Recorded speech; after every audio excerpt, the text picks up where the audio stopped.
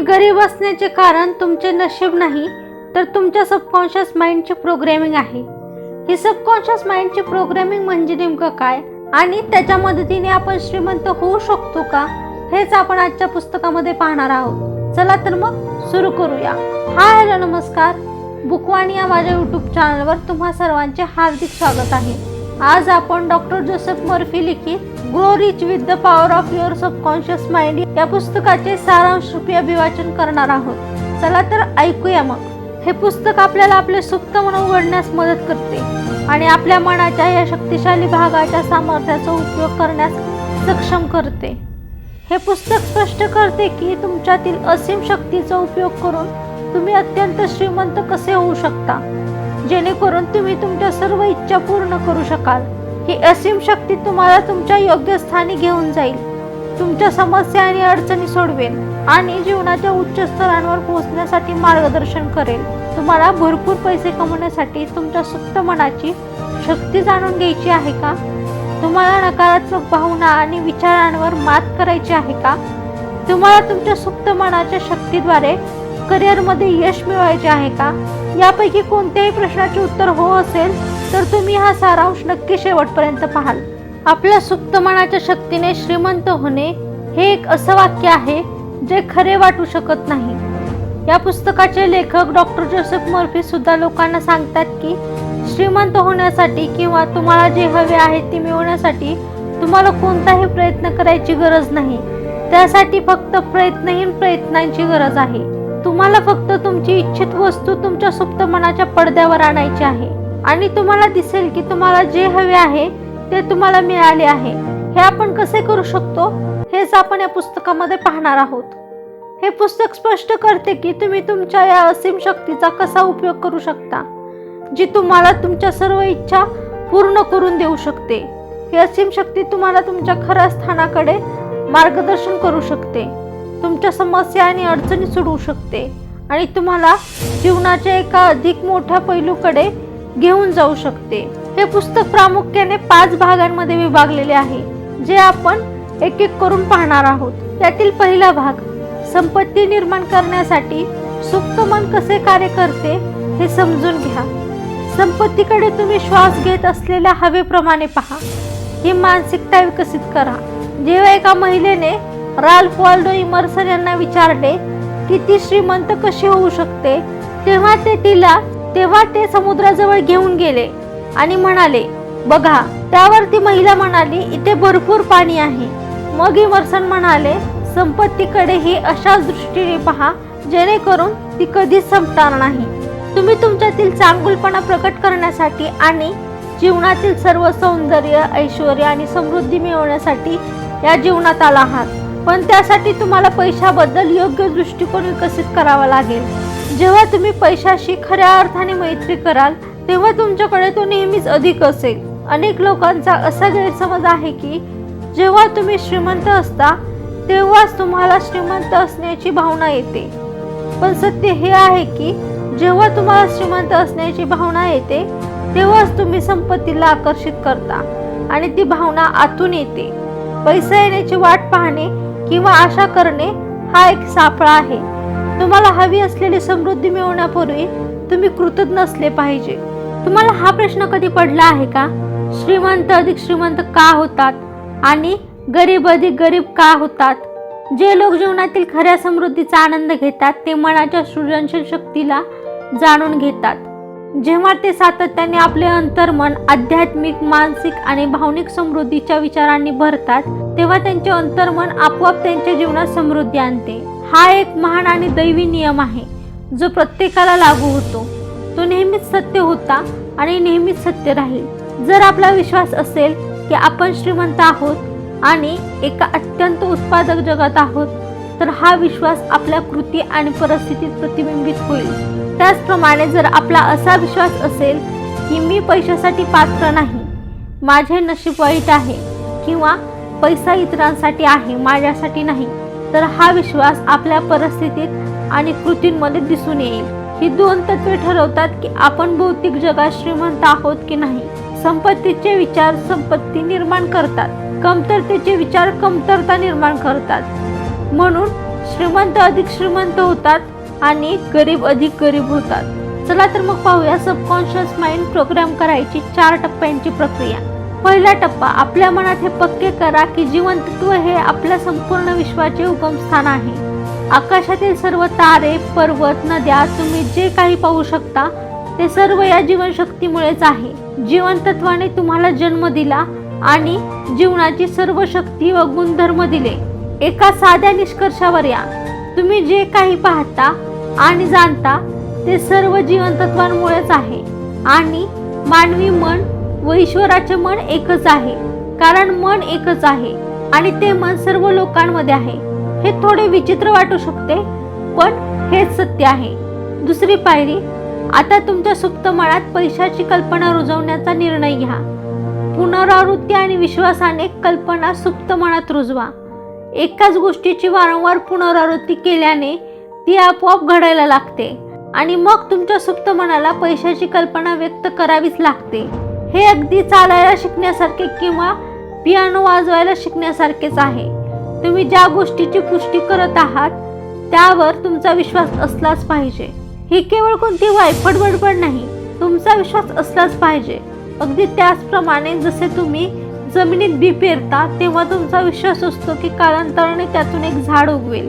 तुमची जी काही इच्छा आहे ती तुम्ही जी कल्पना करता ते तुमच्या सुप्त मनात पेरलेले एक बीज आहे। तुम्ही कल्पना करू शकता की ते बीज सचेतन मनातून सुप्त मनात जात आहे। त्या बीजाला पाणी आणि खत घालून तुम्ही त्याच्या वाढीला गती देता आणि कल्पना करणे म्हणजे नेमके हेच आहे। यातील तिसरी पायरी, ही प्रतिज्ञा सकाळी आणि रात्री सुमारे 5 मिनिटे मनापासून म्हणा। मी आता सुप्त मनात दैवी पैशाची कल्पना लिहित आहे। जीवनशक्ती हाच पुरवठ्याचा एकमेव स्रोत आहे। जीवनशक्तीमुळे जग अस्तित्वात आहे आणि जीवनशक्तीमुळेच मी श्रीमंत आहे, यासाठी मी आभारी आहे, ही प्रतिज्ञा करा। यातील चौथी पायरी, जेव्हा तुमच्या मनात कमतरतेचे विचार येतात, जसे की मला ती सहल परवडणार नाही किंवा मी कर्ज फेडू शकत नाही, तेव्हा त्या विचाराच्या जागी पैसा आणि संपत्तीचे विचार आणा। आवडीच्या गोष्टींबद्दलच्या नकारात्मक विचारांकडे कधीही दुर्लक्ष करू नका। हे प्रत्येकासाठी आवश्यक आहे। माझी जीवनशक्ती मला सर्व काही पुरवत आहे आणि देवाच्या कृपेने सर्व देणी फेडली गेली आहेत, असे म्हणून ते विचार त्वरित बदला। एका तासात तुमच्या मनात 50 नकारात्मक विचार आले तरी प्रत्येक वेळी ते बदला। कालांतराने पैशाच्या कमतरतेच्या विचारांची तीव्रता कमी होईल आणि तुमचे सुप्त मन पैशासाठी सरावलेले होईल। जर तुम्ही एखादी नवीन गाडी पाहिली तर कधीही म्हणू नका मला ती परवडणार नाही। तुमचे सुप्त मन हे सत्य म्हणून स्वीकारेल आणि तुमच्या आयुष्यात पैशाची कमतरता आकर्षित करेल। तुमच्या सुप्त मनावर विश्वास ठेवा।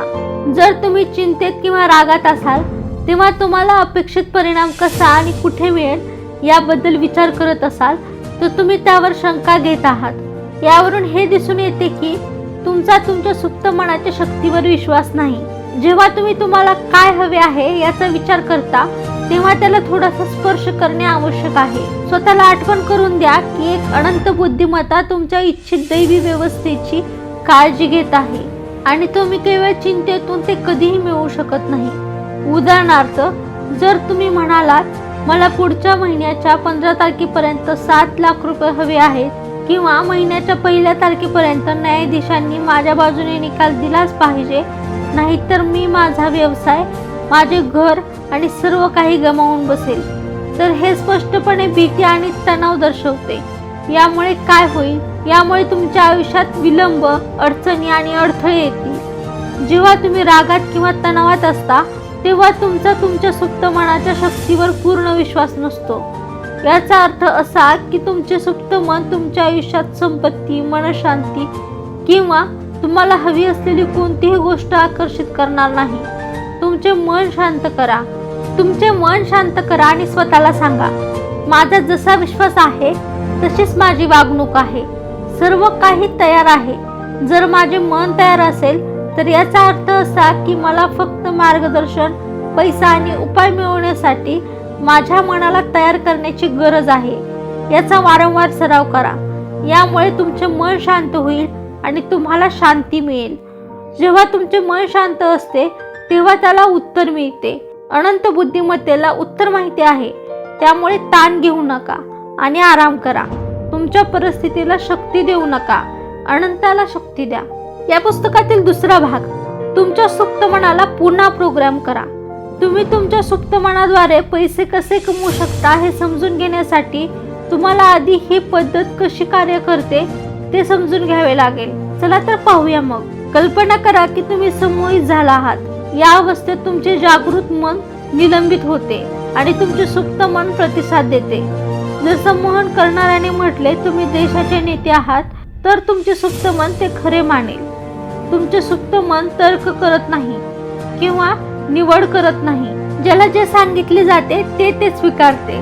जर तुम्हाला पाण्याचा ग्लास दिला आणि सांगितले की तुम्ही मद्यपान केले आहे तर तुम्ही मद्यधुंद व्यक्तीसारखे वागाल. याचा अर्थ असा की तुम्हाला कोणत्याही गोष्टीवर विश्वास ठेवायला लावला जाईल. हे लक्षात ठेवा की सुप्त मन नेहमी प्रबळ विचारांमधूनच निवड करते. याचा अर्थ असा की तुमचे विचार बरोबर असोत वा चूक, मग आपण त्याला काहीही म्हणू शकतो. देव, जीवात्मा, अल्लाह, ब्रह्मा. मुद्दा हा आहे की सर्व अनंत शक्ती तुमच्या आत आहे. नकारात्मक संस्कारांवर मात करा. लहानपणापासूनच आपल्या सणांवर नकारात्मक संस्कार झालेले असतात. नकारात्मक सूचना नाकारता न आल्यामुळे आपण नकळतपणे त्या स्वीकारलेल्या आहेत. उदाहरणार्थ, तुम्हाला वारंवार सांगितले गेले असेल तू हे करू शकत नाहीस. यामुळे तुमच्यात आत्मघातकी वृत्ती निर्माण झाली असेल. कदाचित कोणीतरी तुम्हाला सांगितले असेल तू कशाच्याही लायकीचा नाहीस आणि त्यामुळेच आता तुमच्यात न्यूनगंड निर्माण झाला असेल.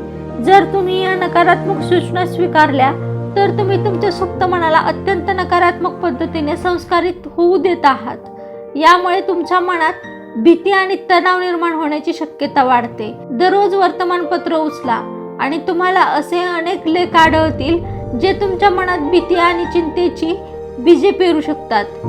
जर हे भीतीदायक विचार स्वीकारले तर ते तुमची जगण्याची इच्छा नष्ट करतील. इतरांनी व्यक्त केलेल्या नकारात्मक सूचनांपासून सावध राहा. आपण सर्वांनी आपल्या बालपणी आणि किशोरवयात याचा अनुभव घेतला आहे. जर तुम्ही मागे वळून पाहिले तर तुम्हाला सहज आठवेल की पालक, मित्र आणि नातेवाईकांनी नकारात्मक सूचना देऊन तुमच्या विचारांवर कसा प्रभाव टाकला. त्यांचा मुख्य उद्देश तुम्हाला नियंत्रित करणे आणि तुमच्या मनात भीती निर्माण करणे हा होता. नकारात्मक सूचना प्रत्येक घरात, शाळेत आणि कामाच्या ठिकाणी सामान्य आहे. तुमच्यामध्ये नकारात्मक सूचना नाकारण्याची आणि नकारात्मक विचारांच्या जागी सकारात्मक विचार आणण्याची शक्ती आहे. उदाहरणार्थ, एखाद्याला राग येत आहे कारण त्याला वारंवार ऐकायला मिळते की तो निरुपयोगी आहे. यावर मात करण्याचा एक मार्ग म्हणजे दररोज रात्री झोपण्यापूर्वी आणि सकाळी उठल्यावर ही सकारात्मक वाक्य म्हणणे. त्याने असे म्हटले पाहिजे, आतापासून माझा स्वभाव अधिक प्रसन्न होईल, मला अधिक आनंदी आणि मनशांती मिळेल. दररोज मी एक अधिक प्रेमळ आणि समजूतदार व्यक्ती बनत आहे. ही आनंदी वृत्ती आता माझी नैसर्गिक अवस्था बनत आहे आणि मी त्यासाठी आभारी आहे. तुम्ही ह्या वाक्याची पुनरावृत्ती करू शकता. स्वतःला आठवण करून देऊ शकता की तुम्ही ती तुमच्या अंतर्मनात लिहून ठेवत आहात आणि जे काही तुमच्या अवचेतन मनावर कोरले जाते ते सत्य बनते. अगदी त्याच प्रकारे तुम्ही तुमच्या अवचेतन मनाला पुन्हा प्रोग्राम करू शकता. तुम्ही दररोज सकाळी शांतपणे बसा, आराम करा आणि दृढ विश्वास ठेवा आणि म्हणा, दैवी नियम माझ्या जीवनावर राज्य करतो. दैवी यश माझे आहे. दैवी शांती माझ्या आत्म्याला भरून टाकते. दैवी समृद्धी माझी आहे. दैवी प्रेम माझे आहे जे माझे जीवन अधिक आनंदी बनवते. या सत्यांची वारंवार पुनरावृत्ती करा. हळूहळू ती तुमच्या अवचेतन मनापर्यंत पोहोचतील आणि जे काही तुमच्या अवचेतन मनावर कोरले जाते ते सत्य बनते. त्यामुळे तुम्ही शांती आणि प्रेमाचे जीवन जगू लागाल. तुमचा देव आणि गुरु निवडा. तुमचा देव किंवा गुरु म्हणजे तुमच्या मनात असलेली तुमची दृढ श्रद्धा. या पुस्तकातील तिसरा भाग, तुमच्या संपत्तीच्या मार्गाची कल्पना करा. तुम्हाला हवी असलेली कोणतीही गोष्ट मिळवण्यासाठी तुम्हाला ती पूर्ण झाल्याची कल्पना करणे आणि कृतज्ञता व उत्सुकता, सकारात्मक भावनांशी तिचा संबंध जोडणे आवश्यक आहे. केवळ इच्छा व्यक्त केल्याने किंवा विश्वास ठेवल्याने काहीही साध्य होणार नाही. तुम्हाला जे हवे आहे त्यावर तुमचा विश्वास असलाच पाहिजे. तुमच्या सुप्त मनाशी योग्यरित्या संवाद साधण्यासाठी या पायऱ्यांचे अनुसरण करा. पहिली पायरी, तुम्हाला हव्या असलेल्या गोष्टींची कल्पना करा. उदाहरणार्थ, तुम्ही स्वतःला एक डॉक्टर म्हणून तुमच्या रुग्णांची काळजी घेताना किंवा नवीन गाडी चालवताना कल्पना करू शकता. तुम्हाला हव्या असलेल्या गोष्टींची एक स्पष्ट प्रतिमा तुमच्या मनात असणे महत्त्वाचे आहे. यातील दुसरी पायरी, तुम्हाला हव्या असलेल्या गोष्टींची कल्पना एका सकारात्मक भावनेसह करा, जसे की ती मिळवण्यासाठी उत्साहित असणे. सकारात्मक भावना महत्त्वाची आहे कारण ती ही मानसिक प्रतिमा चेतन मनातून सुप्त मनात स्थलांतरित करते. यातील तिसरी पायरी, असा एक शब्द आठवा ज्यामुळे तुम्हाला असे वाटेल की तुम्ही हवी असलेली गोष्ट करत आहात किंवा तुमच्याकडे आहे, जसे की हे माझे आहे किंवा फक्त एक साधा शब्द धन्यवाद. महत्त्वाचे म्हणजे त्या शब्दाला तुमच्या मनातील काही मानसिक प्रतिमेशी जोडणे. यातील चौथी पायरी, शांत आणि आरामशीर स्थितीत या आणि तो शब्द तुमच्या मनात वारंवार उच्चारा. जेव्हाही तुम्ही तो शब्द उच्चारता तेव्हा तुमची इच्छा पूर्ण होत असल्याची कल्पना करा. उदाहरणार्थ, जर तुम्हाला पैसे हवे असतील तर श्रीमंत झाल्याची कल्पना करा. हे दिवसातून किमान 3 वेळा 15 मिनिटांच्या सत्रांमध्ये करा. कालांतराने ही सकारात्मक प्रतिमा तुमच्या अवचेतन मनात स्थलांतरित होईल आणि तुमची आंतरिक सृजनशील शक्ती तुमची इच्छा पूर्ण करण्याचा मार्ग शोधेल. श्रद्धेची शक्ती अंगीकारा. तुम्ही जे काही गृहीत धरता आणि त्याबद्दल भावना निर्माण करता ते तुमच्या सभोवतालच्या जगात प्रकट होते. तुम्ही गाडी मिळाल्याचे किंवा बढती मिळाल्याची कल्पना करू शकता आणि त्याचे वास्तव अनुभवू शकता. यामुळे तुम्हाला कल्पनाही नसलेल्या मार्गाने ते तुमच्या आयुष्यात आकर्षित होईल. श्रद्धा ही एक अत्यावश्यक अट आहे. श्रद्धा विकसित करण्यासाठी वाद घालणारे सचेतन मन बंद करा आणि अवचेतन मनाच्या शक्तीवर अवलंबून राहा. आता तुम्ही म्हणाल, माझ्या आयुष्यात अशा अनेक इच्छा आहेत ज्या पूर्ण झाल्या नाहीत, मग मी काय करू? याचे उत्तर आहे की जी कोणतीही गोष्ट तुम्हाला तुमच्या अवचेतन मनाच्या शक्तीवर शंका घ्यायला लावत आहे त्यापासून स्वतःला दूर ठेवा. हे जाणून घ्या की तुम्ही या तत्वांद्वारे तुमच्या सर्व इच्छा पूर्ण करू शकता. तुम्ही तुमचे मन सर्व खोट्या समजुतींपासून मुक्त केले पाहिजे. भूतकाळ विसरा. जर तुम्हाला श्रीमंत व्हायचे असेल तर भूतकाळ विसरा. भूतकाळ मृत आहे, पण तुम्ही त्याचा विचार करून त्याला पुन्हा जिवंत करू शकता. आपण एकेकाळी किती श्रीमंत होतो हे सांगत भूतकाळाचा विचार करण्यात लोक आपला वेळ आणि शक्ती वाया घालवतात. हा निव्वळ वेडेपणा आहे. तुम्ही तुमच्या भूतकाळातील यशाबद्दल नक्कीच विचार करा, पण तुम्ही किती श्रीमंत होता किंवा तुमची सध्याची परिस्थिती किती कठीण आहे याचा कधीही पश्चाताप करू नका. अमर्याद पुरवठा आत्ताच उपलब्ध आहे. तुमचा भूतकाळ कसा होता याने काहीही फरक पडत नाही. अमर्याद पुरवठा तुमची वाट पाहत आहे. जर तुम्हाला हे कळले की पुरवठा अमर्याद आहे तर तुम्हाला दुसऱ्या व्यक्तीचा हेवा वाटणार नाही. जेव्हा आपण इतरांचा हेवा करतो तेव्हा आपण संपत्तीकडे जाणारे आपले मार्ग बदलतो. या पुस्तकातील 4था भाग, समृद्ध जीवनासाठी एका पद्धतीचे अनुसरण करा. हे जाणून घ्या की तुमचा जन्म जिंकण्यासाठी झाला आहे आणि तुम्ही आयुष्यातील सर्व आव्हानांवर मात कराल. या मानसिक चित्राचा तुम्हाला खूप मोठा फायदा होईल. जॉन नावाचा व्यक्ती लेखकांना भेटला. लेखकांशी झालेल्या भेटीदरम्यान जॉन म्हणाला की मी माझ्या कंपनीत 10 वर्ष काम करत आहे, पण मला कधीही बढती किंवा पगारवाढ मिळाली नाही. माझ्यात काहीतरी गडबड आहे. त्याच्याशी बोलल्यानंतर लेखकाच्या लक्षात आले की त्याच्या मनात अपयशाची एक सुप्त सवय रुजली आहे. जॉन स्वतःला सतत सांगत होता की मी काही कामाचा नाही, माझी नोकरी जाणार आहे. तो आत्मटीकेने भरलेला होता. लेखक त्याला सांगतात की हे शब्द निरुपयोगी आहेत आणि त्याचा उत्साह व ऊर्जा कमी करतील. ते त्याला स्वतःशी असे शब्द न बोलण्यास सांगतात.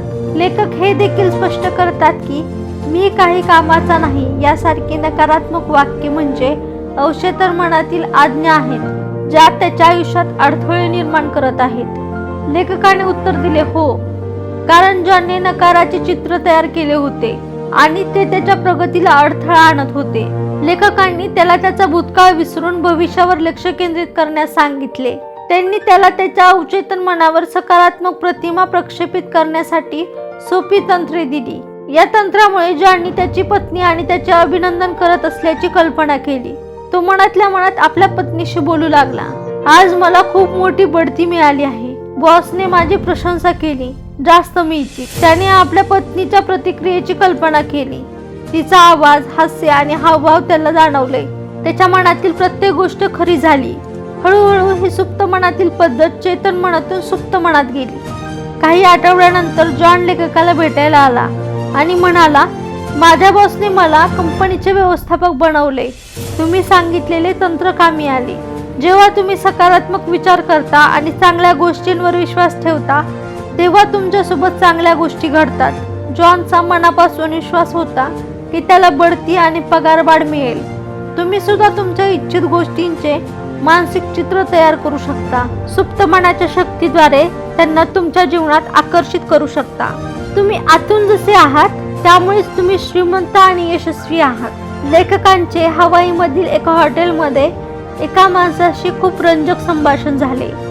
त्यांनी लेखकाला त्यांच्या बालपणीची एक अद्भुत गोष्ट सांगितली. त्याचा जन्म लंडनमध्ये झाला होता आणि तो खूप लहान असताना त्याच्या आईने त्याला सांगितले की त्याचा जन्म गरिबीत झाला आहे, पण त्याच्या चुलत भावाचा जन्म प्रचंड श्रीमंतीत झाला आहे, कारण गोष्टींमध्ये संतुलन राखण्याचा तो देवाचा मार्ग होता. तो म्हणाला की नंतर त्याच्या लक्षात आले की त्याच्या आईच्या म्हणण्याचा अर्थ असा आहे की मागील जन्मात तो खूप श्रीमंत होता, पण आता न्याय टिकवण्यासाठी देवाने त्याला गरिबीत जन्म दिला होता. तो म्हणाला की त्याला हे शिकायला मिळाले की देव प्रत्येकाला त्याच्या श्रद्धेनुसार देतो आणि एखादी व्यक्ती लक्षाधीश असूनही आध्यात्मिक असू शकते आणि दुसरीकडे अनेक गरीब लोक स्वार्थी सुद्धा असतात.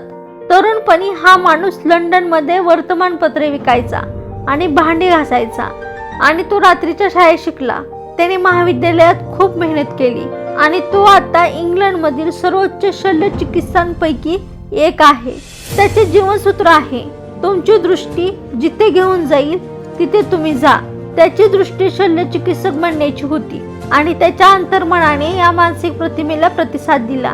त्याच्या चुलत भावाचे वडील कदाचित करोडपती असतील आणि ते आपल्या मुलाला खाजगी शिक्षक, परदेश प्रवास आणि ऑक्सफर्ड विद्यापीठातील 5 वर्षांच्या अभ्यासासह सर्व काही देऊ शकले असतील, पण त्याचा चुलत भाऊ अयशस्वी ठरला. तो आपल्या सुखसोयीच्या जगातच अडकून पडला आणि त्याच्या समोर मात करण्यासाठी कोणतेही अडथळे नव्हते. तो दारूच्या आहारी गेला आणि त्याने आपले आयुष्य उद्ध्वस्त केले. कोण श्रीमंत आणि कोण गरीब? त्या शल्य चिकित्सकाला अनेक अडचणींवर मात करायची होती. त्याने लेखकांना सांगितले की तो त्याच्या गरिबीच्या दिवसांबद्दल कृतज्ञ आहे. तर या कथेचं तात्पर्य असं आहे की देव भेदभाव करत नाही आणि तुम्ही आता ज्या अडचणीचा सामना करत आहात त्यानंतर आशीर्वादासारख्या वाटतील. तर या कथेचं तात्पर्य हे आहे की देव भेदभाव करत नाही आणि तुम्ही आता ज्या अडचणींचा सामना करत आहात काही काळानंतर त्याच तुम्हाला आशीर्वादासारख्या वाटतील. नंतर तुम्ही त्या अडचणींबद्दल कृतज्ञ असाल, अगदी या शल्य चिकित्सकाप्रमाणेच. या पुस्तकातील 5वा भाग, तुमच्या करिअरमध्ये यश मिळवा. करिअरमध्ये यशाचे 4 टप्पे. अनेक लोकांचा असा गैरसमज असतो की करिअरमधील यश केवळ बाह्य घटनांवर अवलंबून असते. ते दुसऱ्याच्या यशाचे श्रेय नशिबाला किंवा अधिक पैशांना देतात. हे लोक त्या लोकांना श्रेय देत नाहीत कारण त्यांना त्यांचा तीव्र मत्सर वाटतो किंवा त्यांना स्वतःच्या उणिवांना सामोरे जायचे नसते. सत्य हे आहे की करिअरमधील यश हे बाह्य घटकांपेक्षा आंतरिक घटकांवर अधिक अवलंबून असते आणि प्रत्येकामध्ये आपल्या करिअरमध्ये यश मिळवण्याची शक्ती असते.